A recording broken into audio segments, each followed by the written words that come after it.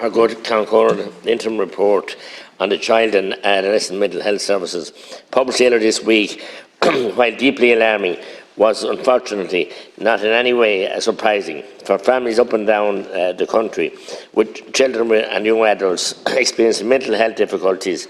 They are all aware of the huge failings within the CAMS services. The CAMS report shows that a radical overhaul of mental health services for young people is urgently required.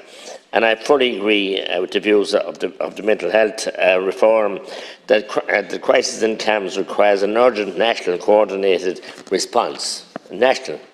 The government must absolutely prioritise urgent recruitment within the service, and particularly in the area of CAMS, intellectual disabilities specialists. My office has unfortunately been inundated in recent months with families of children and young adults who have been left in limbo, pushed from pillar to post, and quite simply, desperately failed by a system that is supposed to assist them when their children and young adults reach their lowest points in their life. And it's just so sad. My experience of the greatest failings are where these vulnerable children have a dual diagnosis. Our most vulnerable, and indeed these children are being failed even more dramatically, as no one wants to take responsibility for them. Disability services say they don't have the expertise, and I salute the staff that are in these services. Vast majority are doing the very, very best. Don't have the services or expertise or capacity to support children who are displaying mental health difficulties. CAMS then have pushed these children back to disability services, claiming that their autism is the reason for their difficulties, and they therefore do not have the capacity or expertise to support them. What is particularly clear is that these children are being failed, and their families have been failed, and the responsibility of this government recruitment difficulty is not a sufficient excuse to leave children in desperate situations with no supports or assistance. The lack of CAMS intellectual disability specialists is a serious failure and must be urgently addressed. I do welcome the recent appointment of a new CAMS ID specialist in CHO's Area 5, serving South Tipperary. However, that lady needs a full team around her, and the absence of appropriate CAMS ID units in this country is appalling, simply appalling. The experience of families that have come to me in tears and in fear for the lives of their children, as I would say it's an abusive situation of their children. I would say abusive. The state is literally abusing these families, putting them in the most awful of situations. And that's not, I don't say that lightly. I have a teenager self-harming out of school for long periods of time due to extreme levels of anxiety, expressing suicidal thoughts. But because of the diagnosis of autism, CAMS can offer no supports.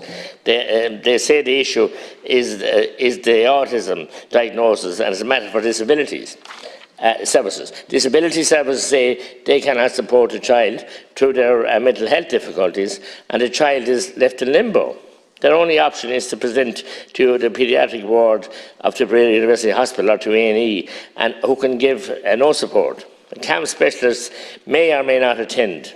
Having spent 2 weeks in hospital, this child was sent home with a safety plan for the parents that basically consisted of, if your child's life is in danger, call emergency services. So that is just awful. That was the extent of the services available. The mother reported sleeping on the floor outside the girl's bedroom every night, and she feared for her life and his life. I have had a teenager of 15 experiencing severe mental health difficulties. I'm sure Minister of these every day of the week. The camp psychiatrists refused to see this child. Again, they said autism is the reason for the child's difficulties. Despite being admitted to St Patrick's Hospital in Dublin for a period of 10 weeks, the CAMS psychiatrist discharged this child and refused to see them, stating that they had no treatable mental health diagnosis. The time given to assess this child by the CAMS psychiatrist was a mere 10 minutes. They know it. 10 minutes to say that he had no treatable mental health difficulties, despite having spent 10 weeks in the mental health unit for adolescents. Again, this child presented to TUH in a very severe state. They waited 4 days for psychiatrists to come to carry out an assessment. The camp psychiatrist came and again said it was a matter for disability services due to the child's autism diagnosis. Thankfully, after lots of representation and calls, another psychiatrist came to assess the child, and they have finally been taken under the care of CAMS and are being seen by psychiatrists.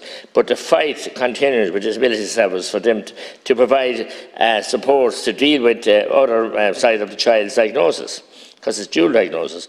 I have a young 14-year-old child who had no access to psychiatrist assessment following the retirement of the CAMS psychiatrist in CH05. Thankfully, after much lobbying again by the child's parents, the HSE approved funding for the child to be assessed by a psychiatrist who travelled from the UK. This psychiatrist described this child's case as one of the most challenging and difficult to manage presentations that he had encountered in 30 years as a consultant practicing in a city of 3 million people. While the mother of the child had regular interaction with the psychiatrist, the mother was left to administer huge doses of medication with little or no clinical oversight or monitoring of the child's vitals. This child requires urgent residential placement, and yet they wait and plead for the most basic of services and limited respite. This family are left in a circumstance that no family could or should have to endure. They have been in crisis for almost 2 years now, but they are gone beyond crisis now. The mother is facing extreme burnout, and they have fight for limited supports. They have to.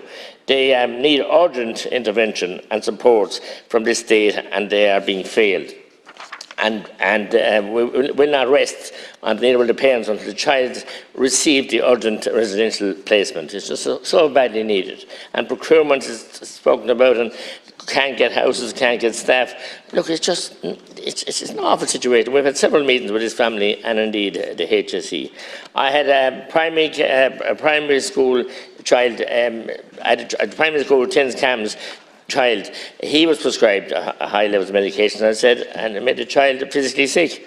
When the child ultimately refused to take the medication because of how sick it made him, he was immediately discharged from the CAMS. They could offer him no further assistance other than medication. I could go on and on, list many other cases that we're dealing with, and I want to thank my staff as well in the office for dealing with these traumatic cases.